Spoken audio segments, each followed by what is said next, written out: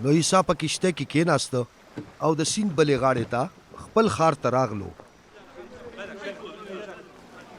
نو ورلسو کسانو یو شل سړی په کټ کې پروت راوړو.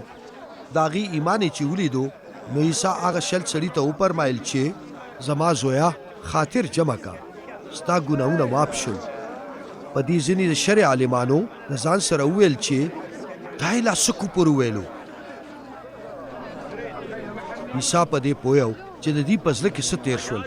نو ورته یې وفرمایل چې تاسو داسې بد خیالونه ولې کوئ؟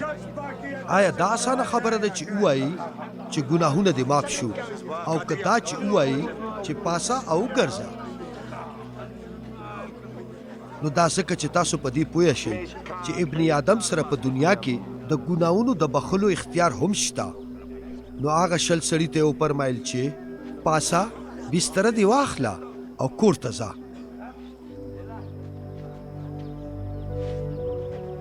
او هغه پاسېده او کور ته لاړو.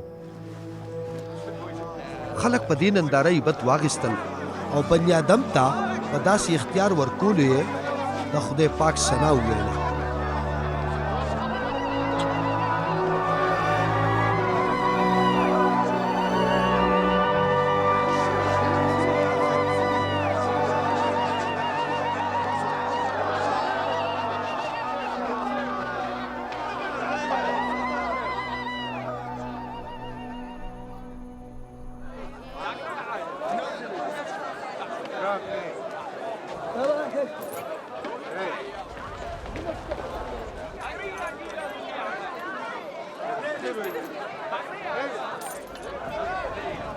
څنګه چې عیسی له دې ځای لاړو نو هغه متي نومې سړی د معصول په کرسۍ ناست ولیده او هغه ته یې وفرمایل چې ما پسې راځه.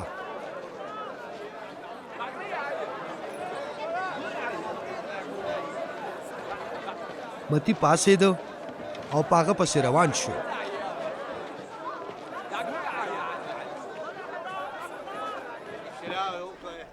څه وخت چې عیسی د متي په کور کې د خپلو مریدانو سره روټۍ ته ناست و نو ډېر معصولچیان او بدکاران راغلل او د دوی سره په درستخان کېناستل.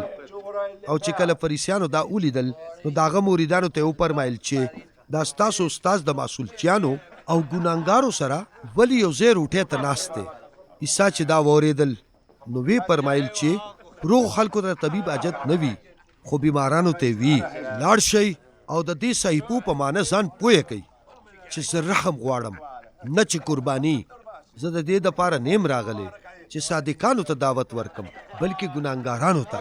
خو بیا د یحیی مریدان عیسی له راغلل او دا تپوس یې ته وکړه چې څه وجه ده چې موږ او فریسیان خو روجې نیسو خو ستا مریدان یې نه نیسي؟ عیسی جواب ورکړ چې تاسو چېرته جنجیان د واده د زلمي سره په جړا ناست لیدلي دي څه؟ خو یو وخت به راشي چې د واده زلمې به د دې نه جدا کړی شي او بیا به هغه وخت یې روژه نیسي. هېڅوک هم نوی پیوند په زړه چوغه کې نه لګوي، ځکه چې دا پیوند به چوغه نور هم شلی او نور لوی سورې به پکې جوړ شي. کله هم څوک نوی می په زړو مشکونو کې نه اچوي، ځکه چې مشکونه به وشلیږي او می به یې توی شي او مشکونه به تباه شي. خو نوی می په نوو مشکونو کې اچولی شي او دغه شان به دواړه بچ شي.